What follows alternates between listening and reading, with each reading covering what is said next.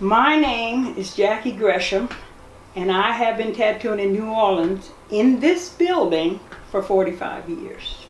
I am in the top, I would say, I know I'm in the top 10 women in the country that tattooed, because in the 60s and 70s, this was predominantly a man's profession. So, and it used to be the only way you got into the business is your husband or boyfriend had to tattoo, and then you got in the business. But most of the time, this business was done by men. Well, back then, we used to do a lot of super characters. In other words, what I mean by super characters is you did a lot of bikers, a lot of bike clubs. You did people who were rebels, like strippers and stuff like that. But you didn't do many women. Most of the time you did men. But then as time progressed, the women start getting tattoos. I think mid-70s, something like that.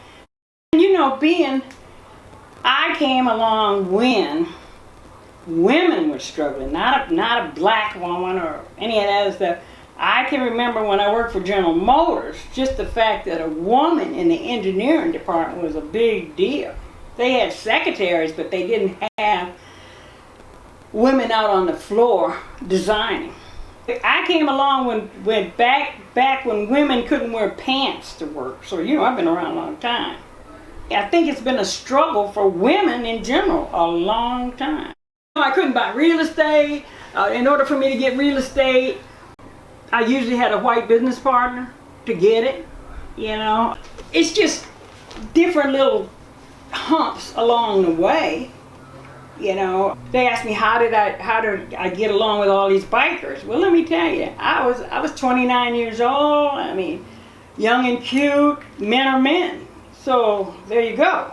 I don't think they loved me, but they respected me because at that time, I did a really good tattoo, and I was changing stuff up. I was trying to make it better than the designs that were on the wall, and people gave me that respect.